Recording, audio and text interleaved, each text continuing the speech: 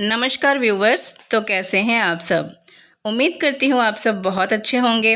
नवरात्रि के पावन दिन चल रहे हैं और माता रानी से मेरी विनती है कि आप सबकी झोली खुशियों से भर दें, आप सबकी मनोकामना पूर्ण करें। इसी प्रार्थना के साथ मैं आज का वीडियो शुरू करती हूँ। आज के वीडियो में मैं आप लोगों के साथ शेयर करने वाली हूँ कि जब नवरात्रि के 9 दिन पूजा अर्चना के बाद अंतिम दिन हम नवरात्रि का समापन करते हैं कन्या पूजन के साथ में, तो जो पूजन की सामग्री होती है, जैसे कलश के अंदर डाली हुई सामग्री, ज्वारे, चावल की जो ढेरी करते हैं हम कलश के नीचे, इन सामग्रियों का हमें क्या करना चाहिए। कई लोग तो क्या करते हैं, नदी वगैरह में प्रवाहित कर देते हैं या फिर किसी पवित्र जगह पर रख देते हैं, वो भी ठीक है। लेकिन आज के वीडियो में मैं आप लोगों के साथ इससे भी अच्छा तरीका मैं आपको बताऊंगी इन सामग्रियों को यूज़ करने का। इस तरीके से अगर आप इन सामग्रियों को यूज़ करेंगे तो आपके घर की हर सामग्री जो है आपके घर में ही यूज़ होगी। ये पूजा पाठ करी हुई अभिमंत्रित चीज़ें हैं, तो इसे बाहर फेंकना बिल्कुल ठीक नहीं है। तो मैं आपको बताती हूँ एक एक करके कि क्या करना चाहिए। तो अगर माता रानी की आपने स्थापना मंदिर से दूसरी जगह पर की है, जैसे अगर मंदिर में ही की है तो कोई बात नहीं, आपको मूर्ति या जो फ़ोटो वगैरह है वो आपको वहीं छोड़नी है। लेकिन अगर आपने मंदिर से हटके कहीं दूसरी जगह पर घर में स्थापना कर रखी है तो आपको माता रानी की फ़ोटो को फिर से मंदिर में रख देना है। आपको एक लाल कपड़े की ज़रूरत पड़ेगी, रुमाल के साइज़ का, पीला या फिर लाल चलेगा, दोनों में से कोई भी एक कलर चलेगा। तो आपको पाटे पे आप रुमाल रख लें फैला के, उसकी ज़रूरत पड़ेगी। अब देखिए, आप सबसे पहले बात करते हैं हम कलश की। तो कलश के अंदर आम के या फिर अशोक के पत्ते होते हैं, आपको उनको निकाल के एक बार साइड में प्लेट रख लीजिए, उसके अंदर आप रख लीजिए।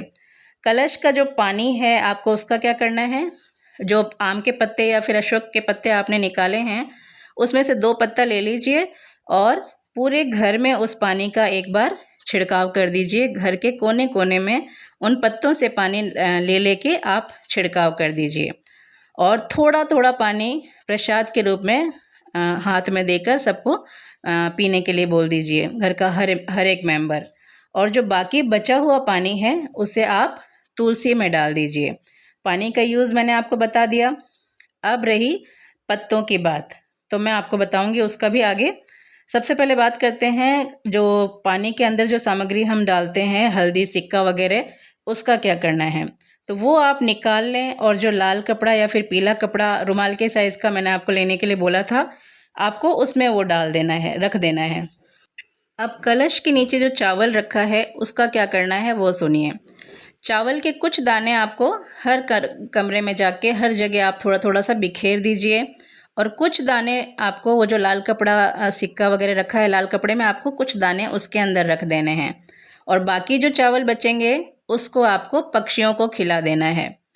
और हाँ, एक बात ध्यान रखिएगा, उस चावल में से कुछ दाने आपको अपने चावल के रखने के जो डिब्बा है किचन के अंदर उसमें डाल के रखना है। उससे क्या होगा, धन धान्य आपके घर में कभी ख़त्म नहीं होगा। तो ये बहुत ज़रूरी प्रोसेस है। उसके बाद जो चावल बचता है उसको आपको पक्षियों को खिला देना है।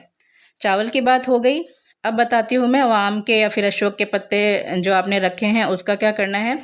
उसको आप कुछ दिन के लिए किसी पवित्र साफ़ जगह पर, मतलब घर में ही कोई साफ़ सुथरी जगह पर या प्लेट में आप रख के छोड़ दीजिए। जब वो सूख जाएंगे तो सूखने के बाद से आप हाथ से मसल के उसका चूरा कर दीजिए, बड़ी आसानी से हो जाएगा। और चूरा करने के बाद में आप किसी प्लांट में, अपने घर में जो कोई गमला वगैरह होगा उस प्लांट में आप उसको डाल दीजिए, वो खाद का काम करेगी। देखिए, पूजा की हर सामग्री हमारे घर में ही यूज़ हो रही है, ये सबसे बड़ी मतलब खूबी है। हमें बाहर कुछ भी फेंकने की ज़रूरत नहीं है। चलिए आगे बात करते हैं कि जो हमने ज्वारे बोए हैं, ज्वारों का हमें क्या करना चाहिए।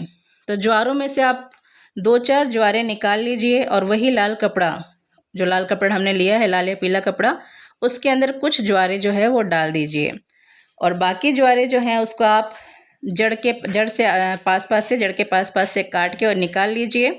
और उनका क्या करना है आपको, वो एक तरह से प्रसाद है, तो आपको उसका क्या करना है, आप मिक्सी में उसको पीस लीजिए और शक्कर डाल दीजिए थोड़ा सा, ताकि आसानी से पिया जा सके। और प्रसाद के रूप में, ज़्यादा नहीं बनेगा, वो 1 गिलास से ज़्यादा नहीं बनने वाला, तो प्रसाद के रूप में आप पूरे घर के लोग थोड़ा थोड़ा करके उसको पी लीजिए। इसमें भरपूर मात्रा में कैल्शियम, मैग्नीशियम वगैरह होता है, हेल्थ के लिए बहुत बेनिफिशियल है।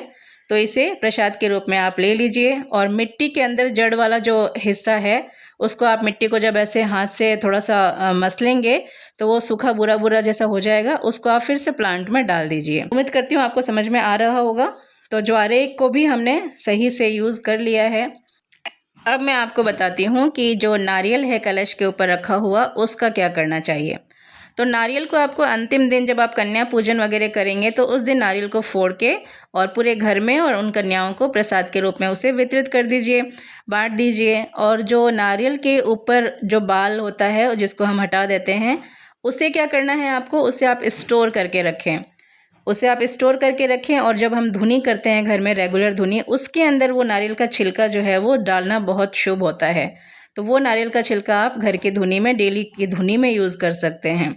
तो ये नारियल का भी बहुत ही बेहतरीन उपयोग मैंने आपको बता दिया। अब रुमाल के अंदर जो भी मैंने सामग्री आपको रखने के लिए बोला था, ज्वारे, चावल और कलश के अंदर का जो भी सामान है, आप उस रुमाल को फिर गांठ बांध लें मोली से या फिर किसी लाल धागे से। आप गांठ बांध के उसको अपनी तिजोरी के अंदर, जहां आप पैसा रखते हैं, स्थायी पैसा रखते हैं, आप उसको वहां रखिए। ऐसा करने से आपके घर में कभी भी धन धान्य की कमी नहीं होगी। ये ऐसा करना बहुत शुभ होता है। जैसा मैंने बताया है, सभी सामग्रियों का उस तरीके से आप यूज़ करके देखें, बहुत ही शुभ होता है। आपके घर की पूजा पाठ की सामग्री आपके घर में ही रह जाएगी, आपको कहीं बाहर फेंकने की ज़रूरत नहीं पड़ेगी। अगर आपको ये जानकारी और वीडियो पसंद आया हो तो वीडियो को लाइक, शेयर एंड सब्सक्राइब ज़रूर करना। Thank you.